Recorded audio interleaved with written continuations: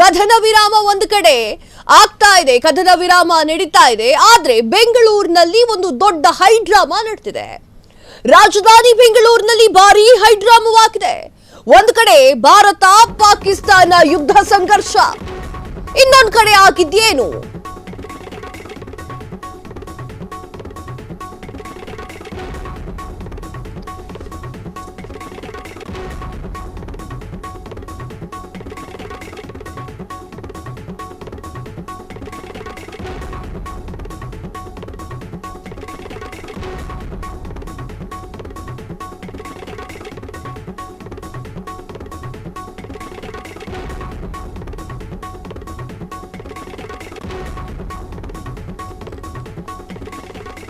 S, ರಾಜಧಾನಿ ಬೆಂಗಳೂರಿನಲ್ಲಿ ಭಾರಿ ಹೈಡ್ರಾಮಾ. ಒಂದ್ ಕಡೆ ಭಾರತ ಪಾಕಿಸ್ತಾನ ಯುದ್ಧ ಸಂಘರ್ಷ, ಗಡಿಯಲ್ಲಿ ಕದನ ವಿರಾಮ ಘೋಷಣೆ ಆಯ್ತು. ಆದ್ರೆ ಇವತ್ತು ದಿಢೀರ್ ಬೆಚ್ಚಿ ಬಿತ್ತು ಬೆಂಗಳೂರಿನಲ್ಲಿ ಸತತ 6 ಗಂಟೆಗಳ ಕಾಲ ಹೈಡ್ರಾಮಾ ನಡೆದಿದೆ. ಪೊಲೀಸರು ಬಂದ್ರು, ಬಾಂಬ್ ನಿಷ್ಕ್ರಿಯ ದಳವೂ ಕೂಡ ಬಂತು, ಅರೆಸೇನಾ ಪಡೆಯು ಯೋಧರು ಕೂಡ ಸ್ಥಳಕ್ಕೆ ಓಡೋಡಿ ಬಂದ್ಬಿಟ್ರು. ಬೆಂಗಳೂರಿನಲ್ಲಿ ನಡೀತು ಸತತ 6 ಗಂಟೆಗಳ ಆಪರೇಷನ್. ಪೊಲೀಸ್ ಸೇನೆ ಬಂದೋಬಸ್ತ್ನಲ್ಲಿ ನಡೆದೇ ಹೋಯ್ತು ಆಪರೇಷನ್ ಜೊಮೆಟ್ರಿ. ಹಾಗಾದ್ರೆ ಬೆಂಗಳೂರಿನಲ್ಲಿ ನಡೆದಿದ್ದೇನು? ಎಸ್ ವೀಕ್ಷಕರೇ, ಒಂದು ಕಡೆ ಭಾರತ ಪಾಕಿಸ್ತಾನದ ಯುದ್ಧ ಸಂಘರ್ಷವನ್ನ ಎಂಡ್ ಮಾಡಿ ಈಗ ಯುದ್ಧ ವಿರಾಮವನ್ನ ಘೋಷಣೆ ಮಾಡಿರುವಂತ ಇದೇ ಹೊತ್ತಿನಲ್ಲಿ ಬೆಂಗಳೂರಿನಲ್ಲಿ ದೊಡ್ಡ ಅನಾಹುತವಾಗಿದೆ. 6 ಗಂಟೆಗಳ ಕಾಲ ಸತತ ಆಪರೇಷನ್ಸ್ ನಡೆದಿದೆ. ಬೆಂಗಳೂರಿನಲ್ಲಿ ಸತತ 6 ಗಂಟೆಗಳ ಕಾಲ ಎಲ್ಲರೂ ಕೂಡ ಭಯದಿಂದ ಇರುವಂತಹ ಪರಿಸ್ಥಿತಿ ನಿರ್ಮಾಣವಾಗಿತ್ತು. ದಿಢೀರ್ ಬೆಂಗಳೂರು ಬೆಚ್ಚಿ ಬಿದ್ದುಬಿಟ್ಟಿತ್ತು. ಬೆಂಗಳೂರಿನಲ್ಲಿ ಸತತ 6 ಗಂಟೆಗಳ ಕಾಲ ಹೈಡ್ರಾಮಾ ನಡೆದಿತ್ತು. ಬೆಂಗಳೂರಿನ ಪೊಲೀಸರು ಬಂದ್ರು, ಬಾಂಬ್ ನಿಷ್ಕ್ರಿಯ ದಳವೂ ಬಂತು, ಅರೆಸೇನಾ ಪಡೆಯು ಯೋಧರು ಕೂಡ ಸ್ಥಳಕ್ಕೆ ಓಡೋಡಿ ಬರ್ತಾರೆ. ಬೆಂಗಳೂರಿನಲ್ಲಿ 6 ಗಂಟೆಗಳ ಕಾಲ ದೊಡ್ಡ ಆಪರೇಷನ್ಸ್ ನಡೆದಿದೆ. ಪೊಲೀಸರು ಸೇನಾ ಬಂದೋಬಸ್ತ್ನಲ್ಲಿ ಒಂದು ದೊಡ್ಡ ಆಪರೇಷನ್ನೇ ನಡೆದು ಹೋಗಿದೆ, ಆಪರೇಷನ್ ಜೊಮೆಟ್ರಿ. ಎಸ್, ಹಂಗಾದ್ರೆ ಬೆಂಗಳೂರಿನಲ್ಲಿ ನಡೆದಿದ್ದೇನು? ಈಗ ನೀವು ಸ್ಕ್ರೀನ್ ಮೇಲೆ ನೋಡ್ತಾ ಇದ್ದೀರಲ್ಲ, ಅಲ್ಲಿ ಆಗಿದೆಯೇನು, ಏನಾಯ್ತು ನಿಜಕ್ಕೂ ಕೂಡ ಆ ಒಂದು ಸ್ಥಳದಲ್ಲಿ?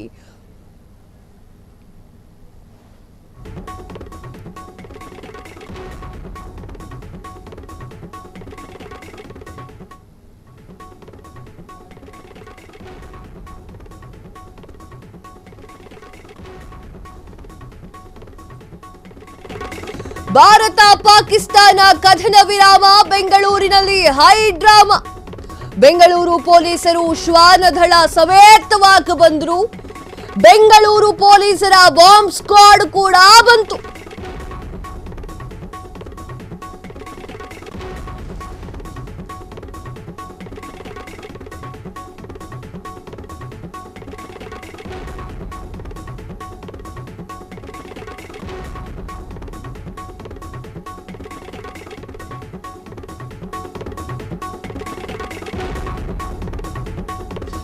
ಎಸ್, ಭಾರತ ಪಾಕಿಸ್ತಾನದ ಕದನ ವಿರಾಮ ಬೆಂಗಳೂರಿನಲ್ಲಿ ಶುರುವಾಯಿತು ಹೈಡ್ರಾಮಾ.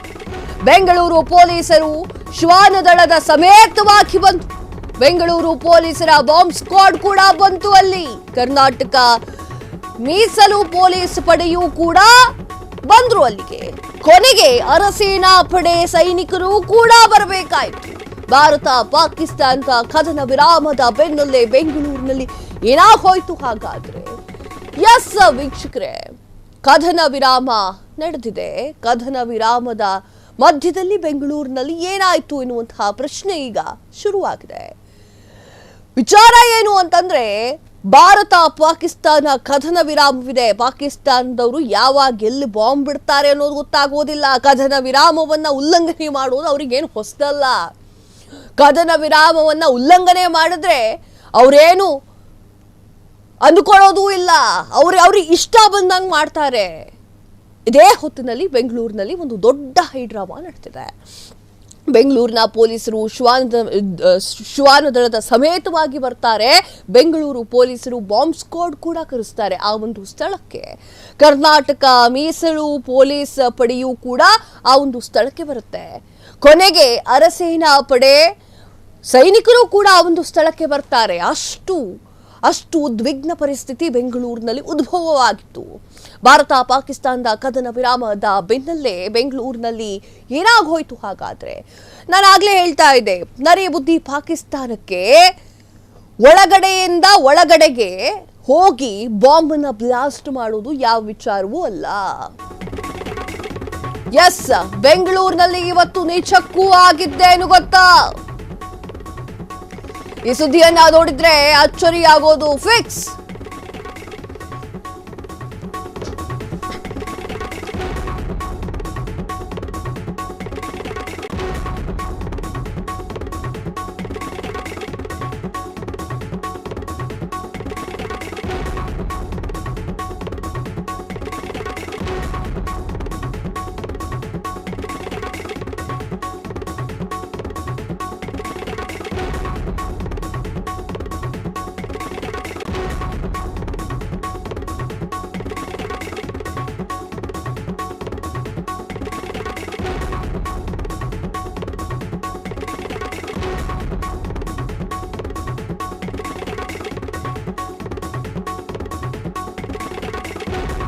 ಈ ಸುದ್ದಿಯನ್ನ ನೋಡಿದ್ರೆ ನಿಜಕ್ಕೂ ಕೂಡ ನೀವು ಶಾಕ್ ಆಗ್ತೀರಾ. ಬೆಂಗಳೂರಿನ ಪಬ್ನಲ್ಲಿ ಕಳ್ಳತನ ಕಿತಾಪತಿ. ಕಳ್ಳನ ಕಾಟಕ್ಕೆ ಪೊಲೀಸರು ಅರಸೇನೆಯವರಿಗೂ ಕೂಡ ಶಾಕ್ ಆಗಿದೆ. ಪಬ್ನಲ್ಲಿ 50,000 ಕಳ್ಳತನ ಮಾಡಿದ್ದಂತಹ ಕದೀಮ ಕಳ್ಳ ನಸುಕಿನ ಜಾವ 3 ಗಂಟೆಗೆ ಪಬ್ ಬಾಗಿಲನ್ನ ಮುರಿದು ಕಳ್ಳತನ ಮಾಡಿರುವಂತಹ ಪುಣ್ಯಾತ್ಮ. ಮುಖ ಕೈಗೆ ಮಾಸ್ಕ್ ಅನ್ನು ಹಾಕಿ ಕಪ್ಪು ಬಣ್ಣದ ಬಟ್ಟೆಯಲ್ಲಿ ಬಂದಿದ್ದಂತಹ ಕಳ್ಳ ಪಬ್ಬು ಒಳಗೆ ಯಾರೋ ಅವಿತಿದ್ದಾರೆ ಅಂತ ಹೇಳಿ ಪೊಲೀಸರಿಗೆ ಕರೆ ಮಾಡಿದ್ದಾರೆ. ಆ ಕರೆಯ ಬೆನ್ನಲ್ಲೇ ಆಪರೇಷನ್ ಜಿಯೋಮೆಟ್ರಿ ಶುರುವಾಗಿದೆ. ಎಸ್, ಏನಾಗಿದೆ ಅಂತಂದ್ರೆ ಯುದ್ಧ ಒಂದ್ ಕಡೆ ಕದನ ವಿರಾಮದಲ್ಲಿದೆ ಭಾರತ ಹಾಗೂ ಪಾಕಿಸ್ತಾನ. ನಾನು ಆಗ್ಲೇ ಹೇಳ್ತಾ ಇದ್ದೆ, ಪಾಕಿಸ್ತಾನ ನಂಬಕ್ಕಾಗಲ್ಲ, ನರಿ ಬುದ್ಧಿ ಪಾಕಿಸ್ತಾನ. ನಾವು ಇದಕ್ಕೆಲ್ಲ ಒಪ್ಕೊಳ್ತೀವಿ ಅಂತ ಹೇಳ್ಬಿಟ್ಟು ಯುದ್ಧ ವಿರಾಮವನ್ನು ತೆಗೆದುಕೊಳ್ತೀವಿ ಅಂತ ಹೇಳ್ಬಿಟ್ಟು ಜೈ ಅಂತ ನುಗ್ಬಿಡ್ತಾರೆ ಅವರು. ಎಲ್ಲ ಬಾಂಬ್ ಹಾಕ್ಬೇಕು ಅಲ್ಲಿ ಹಾಕ್ಬಿಡ್ತಾರೆ. ಅವರಿಗೆ ನಾಚಿಕೆ ಮಾನ ಮರ್ಯಾದೆ ಮೊದಲಿಲ್ಲ, ಕೊಟ್ಟಿರೋ ಮಾತಿಗೆ ತಪ್ಪಬಾರ್ದು ಅನ್ನುವಂತಹ ನಿಯತ ಮೊದಲಿಲ್ಲ. ಆ ಒಂದು ಕಾರಣಕ್ಕೆ ಭಾರತ ಎಲ್ಲಾ ಕಡೆಯಲ್ಲೂ ಕೂಡ ಬಿಗಿ ಬಂದೋಬಸ್ತಲ್ಲೇ ಇದೆ. ಈಗ ಈ ಕಳ್ಳನ ಕಿತಾಪತಿ ಬೇರೆ. ಇದ್ರ ಮಧ್ಯದಲ್ಲಿ ಬೆಂಗಳೂರಿನಲ್ಲಿ 6 ಗಂಟೆಗಳ ಕಾಲ ಆಗಿದ್ದೆ. ಬೆಂಗಳೂರಿನ ಸುಬ್ರಹ್ಮಣ್ಯ ನಗರದ ಪಬ್ನಲ್ಲಿ ಕಳ್ಳತನವಾಗಿದೆ.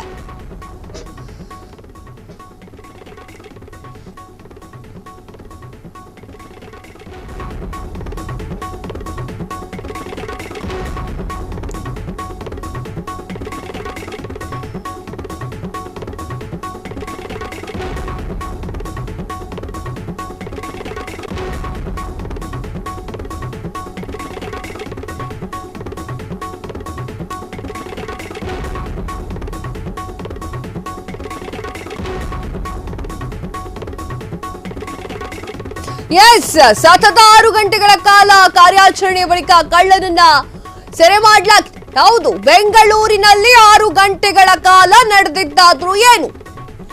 ಬೆಂಗಳೂರಿನ ಸುಬ್ರಹ್ಮಣ್ಯ ನಗರದ ಪಬ್ನಲ್ಲಿ ಕಳ್ಳತನ. ಮಾಸ್ಕ್ ಧರಿಸಿ ಬಂದಿದ್ದಂತಹ ಕಳ್ಳನಿಂದ ಕಳ್ಳತನ ನಡೆದಿದೆ. ನೋಡಿ ಮಜಾ ನೋಡಿ. ಕದನ ವಿರಾಮ ಘೋಷಣೆಯ ಹಿನ್ನೆಲೆಯಲ್ಲಿ ಭಾರೀ ಕಟ್ಟೆಚ್ಚರಿಕೆಯನ್ನ ವಹಿಸ್ತಾ ಇದ್ದಾರೆ. ಆ ಒಂದು ನಿಟ್ಟಿನಲ್ಲಿ ಬೆಂಗಳೂರಿನಲ್ಲಿ ಏನಾಗುತ್ತೆ ಅಂತಂದ್ರೆ, ಒಂದು ಪಬ್ ಇರುತ್ತೆ. ಆ ಪಬ್ಗೆ ಕಳ್ಳತನವನ್ನ ಮಾಡ್ಲಿಕ್ಕೆ ಅಂತ ಒಂದು ಕಳ್ಳ ಬರ್ತಾನೆ. ಬೆಳಗಿನ ಜಾವ ಬರ್ತಾನೆ, ಬಾಗಿಲಿಗೆಲ್ಲ ಒಡ್ಕೊಂಡು ಒಳಗಡೆ ಹೋಗ್ತಾನೆ. ಅವನು ಕದ್ದಿದ್ದು 50,000 ರೂಪಾಯಿ ಮಾತ್ರ, ಯಾವುದೇ ಪ್ರಾಣಾಪಾಯವನ್ನು ಉಂಟು ಮಾಡಿಲ್ಲ ಅಂತ. ಹೋಗಿ ಕಳ್ಳತನವನ್ನ ಮಾಡ್ತಾನೆ. ಕಳ್ಳತನವನ್ನ ಮಾಡ್ಕೊಂಡು ಅಡಿಗೆ ಅಲ್ಲೇ ಕುತ್ಕೊಳ್ತಾನೆ. ಆಗ ಏನಾಗುತ್ತೆ ಅಂತಂದ್ರೆ, ಅಲ್ಲಿರುವಂತವ್ರು ಬರ್ತಾರೆ, ಸಿಬ್ಬಂದಿಗಳು ಎಲ್ಲರೂ ಯಾರೋ ಬಂದು ಹೋಗಿರೋ ತರ ಅವ್ರಿಗೆ ಗೊತ್ತಾಗುತ್ತೆ. ಸೀದಾ ಪೊಲೀಸರಿಗೆ ಕರೆಯನ್ನ ಮಾಡ್ತಾರೆ. ಕರೆಯನ್ನ ಮಾಡಿ ಯಾರೋ ಬಂದಿರೋ ತರ ಇದೆ, ಏನೋ ಆಗಿದೆ ನಮ್ಮ ಪಬ್ನಲ್ಲಿ, ಬನ್ನಿ ಅಂತ ಕರೆಸ್ತಾರೆ. ಹುಡುಕ್ತಾರೆ, ಕಳ್ಳ ಸಿಗೋದಿಲ್ಲ. ಅದಾದ ನಂತರ ಏನಾಗುತ್ತೆ ಅಂದ್ರೆ, ಕಳ್ಳರು ಪೊಲೀಸರು ಏನ್ ಮಾಡ್ತಾರೆ ಅಂತಂದ್ರೆ ಕಳ್ಳನನ್ನ ಹುಡುಕಲಿಕ್ಕೆ ಡಾಗ್ ಸ್ಕ್ವಾಡ್ ಅನ್ನ ಕೂಡ ಕರೆಸ್ತಾರೆ. ಕಳ್ಳ ಏನಾದ್ರೂ ಬಾಂಬ್ ಇಟ್ಕೊಂಡು ಬಂದಿದ್ರೆ ಬೆಂಗಳೂರನ್ನ ಬ್ಲಾಸ್ಟ್ ಮಾಡಲಿಕ್ಕೆ ಪಾಕಿಸ್ತಾನದವರು ಈ ತರ ಏನಾದ್ರು ಸಂಚು ಮಾಡಿದ್ದಾರಾ ಎನ್ನುವಂತಹ ಪ್ರಶ್ನೆಗೆ ಬಾಂಬ್ ನಿಷ್ಕ್ರಿಯ ದಳವೂ ಕೂಡ ಕರೆಸ್ತಾರೆ. ಅರೆ ಸೇನಾಪಡೆಯೂ ಕೂಡ ಅವರ ಯೋಧರು ಕೂಡ ಆ ಒಂದು ಸ್ಥಳಕ್ಕೆ ಓಡಿ ಬರ್ತಾರೆ. ಯಾಕಂದ್ರೆ ಪಾಕಿಸ್ತಾನ ನಮ್ಮಂಗಿಲ್ಲ, ಎಲ್ಲಿ ಹೆಂಗಾಗುತ್ತೋ ಗೊತ್ತಾಗೋದಿಲ್ಲ. ಪಾಕಿಸ್ತಾನಕ್ಕೆ ಬೆಂಗಳೂರು ಮೇಲೂ ಕಣ್ಣಿದೆ. ನನ್ನ ಮಕ್ಕಳು ಮಾತಿಗೆ ನಿಂತ್ಕೊಳ್ಳಲ್ಲ. ಆ ಕಾರಣಕ್ಕಾಗಿ ಎಲ್ಲರೂ ಬರ್ತಾರೆ. ಅರೆ ಸೇನಾ ಯೋಧರು ಬರ್ತಾರೆ, ಡಾಗ್ ಸ್ಕ್ವಾಡ್ ಬರ್ತಾರೆ, ಬಾಂಬ್ ನಿಷ್ಕ್ರಿಯ ದಳ ಬರುತ್ತೆ, ಪೊಲೀಸರು ಬರ್ತಾರೆ. ಆಮೇಲೆ ಹುಡುಕ್ತಾರೆ. ಹುಡುಗರು ಕೂಡ ಆತ ಸಿಗೋದಿಲ್ಲ. ಡ್ರೋನ್ನ ಸಹಾಯದಿಂದ ಆತನನ್ನ ಹುಡುಕ್ತಾರೆ. 6 ಗಂಟೆಗಳ ಕಾಲ ಬೆಂಗಳೂರು ನಿಶ್ಶಬ್ದವಾಗಿರುತ್ತೆ. ಅಲ್ಲಿ ಓಡಾಟ, ಒಂದು ಏರಿಯಾದಲ್ಲಿ ಓಡಾಟ ಕೂಡ ಕಮ್ಮಿ ಆಗುತ್ತೆ ಜನಸಾಮಾನ್ಯರದು. ಯಾಕಂತಂದ್ರೆ ಯಾರಿಗೂ ಕೂಡ ಹಾನಿ ಆಗಬಾರ್ದು. ಆತ ಬಾಂಬನ್ನ ಇಟ್ಟುಕೊಂಡು ಬಂದಿದ್ರೆ, ಅವನೊಬ್ಬ ಹ್ಯೂಮನ್ ಬಾಂಬರ್ ಆಗಿದ್ರೆ ಎನ್ನುವಂತಹ ಪ್ರಶ್ನೆ. ಈ ಒಂದು ಕಳ್ಳನ ಪಚೀತಿಗೆ 6 ಗಂಟೆಗಳ ಕಾಲ ವೇಸ್ಟ್ ಆಗುತ್ತೆ. ಎಸ್,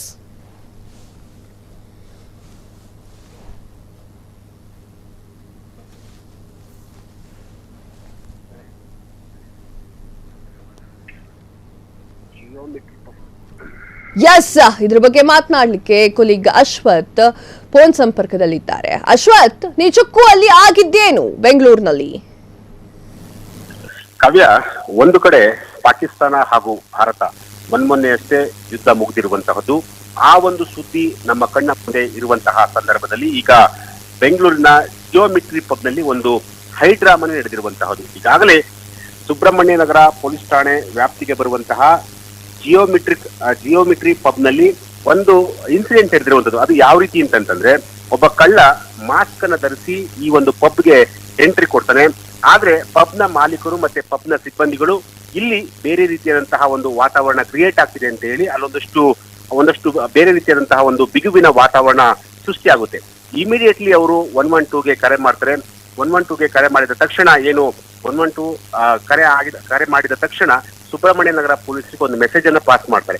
ಸೊ ಸುಬ್ರಹ್ಮಣ್ಯ ನಗರ ಪೊಲೀಸರು ಜಿಯೋಮೀಟರ್ ಪಬ್ನಲ್ಲಿ ಸ್ಥಳಕ್ಕೆ ಇಮಿಡಿಯೇಟ್ಲಿ ಬಂದು ಅಲ್ಲಿ ಏನಾಗಿದೆ ಏನಿತ್ತು ಅಂತ ಹೇಳಿ ಸ್ಥಳ ಪರಿಶೀಲನೆ ಮಾಡುವಂತಹ ಸಂದರ್ಭದಲ್ಲಿ ಅವರಿಗೆ ಒಂದಷ್ಟು ಬಿಗುವಿನ ವಾತಾವರಣ ಮತ್ತೆ ಒಂದು ಆತಂಕದ ವಾತಾವರಣ ಕೂಡ ಅಲ್ಲಿ ಸೃಷ್ಟಿಯಾಗುತ್ತೆ. ಸೊ ಕೂಡಲೇ ಪೊಲೀಸರು ಒಂದು ಡಾಗ್ ಸ್ಕ್ವಾಡ್ ಜೊತೆಗೆ ಬಾಂಬ್ ಸ್ಕ್ವಾಡ್ ಮತ್ತೆ 3 KSRP ತುಕಡಿಯನ್ನ ಆ ಒಂದು ಸ್ಥಳಕ್ಕೆ ಕರೆಸಿ ಇಮಿಡಿಯೇಟ್ಲಿ ಒಂದು ಡ್ರೋನ್ ಕ್ಯಾಮ್ರಾವನ್ನ ಕೂಡ ಬಳಸಿ ಯಾರಿದ್ದಾರೆ ಏನು ಎತ್ತ ಅಂತ ಹೇಳಿ ಒಂದು ಪರಿಶೀಲನೆಯನ್ನ ಮಾಡುವಂತ ಒಂದು ಕೆಲಸವನ್ನ ಪೊಲೀಸರು ಮಾಡ್ತಾರೆ. ಸೊ ಆಗ ಪೊಲೀಸರಿಗೆ ಒಬ್ಬ ಸಂಶಯಾಸ್ಪದ ವ್ಯಕ್ತಿ, ಅಂದ್ರೆ ಒಬ್ಬ ಅನುಮಾನಾಸ್ಪದ ವ್ಯಕ್ತಿ, ಅಂದ್ರೆ ಮುಖಕ್ಕೆ ಮಾಸ್ಕ್ ಧರಿಸಿ ಕೈಯಲ್ಲಿ ಒಂದು ಪಿಸ್ತೂಲ್ ಅನ್ನು ಕೂಡ ಇಟ್ಕೊಂಡಿದ್ದ ಅನ್ನೋ ಒಂದು ಮಾಹಿತಿ ಕೂಡ ಈಗ ಸಿಕ್ಕಿರುವಂತದ್ದು. ಸೊ ಹಾಗಾಗಿ ಎಲ್ಲ ಒಂದು ಭಯದ ವಾತಾವರಣ ಸೃಷ್ಟಿಯಾಗಿ ಕೂಡಲೇ ಒಂದು ಕಾರ್ಯಾಚರಣೆಗೆ ಇಳಿತಾರೆ. ಸೊ ಆಗ ಒಬ್ಬ ವ್ಯಕ್ತಿ, ಅಂದ್ರೆ ಮಾಸ್ಕ್ ಅನ್ನು ಧರಿಸಿದಂತಹ ಒಬ್ಬ ವ್ಯಕ್ತಿ ಪಬ್ ಒಳಗಡೆ ನುಗ್ಗಿ ಪಬ್ನ ಡೋರ್ ಅನ್ನ ಕಂಪ್ಲೀಟ್ ಆಗಿ ಬ್ರೇಕ್ ಮಾಡಿ ಪಬ್ ಒಳಗಡೆ ಇದ್ದಂತಹ ಒಂದು ಕ್ಯಾಶ್ ಕೌಂಟರ್ ಅಲ್ಲಿ ಸುಮಾರು 50,000 ರೂಪಾಯಿ ಹಣವನ್ನ ತೆಗೆದುಕೊಂಡು ಹೋಗಿದ್ದಾರೆ ಅನ್ನೋ ಒಂದು ಮಾಹಿತಿಯನ್ನು ಈಗ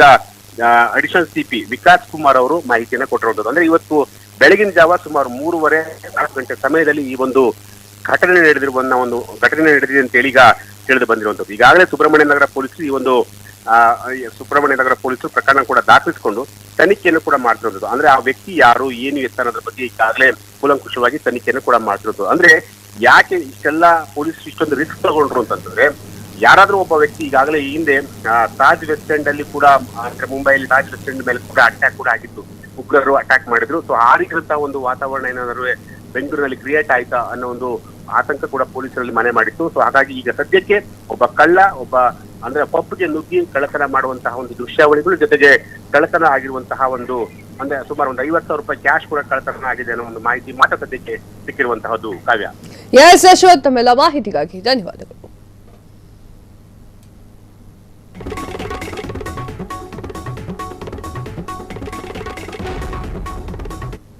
ಕ್ಷಣ ಕ್ಷಣದ ಸುದ್ದಿಗಳಿಗಾಗಿ ಫ್ರೀಡಂ ಟಿವಿ ಸಬ್ಸ್ಕ್ರೈಬ್ ಮಾಡಿ, ಲೈಕ್ ಮಾಡಿ ಹಾಗೂ ಫಾಲೋ ಮಾಡಿ.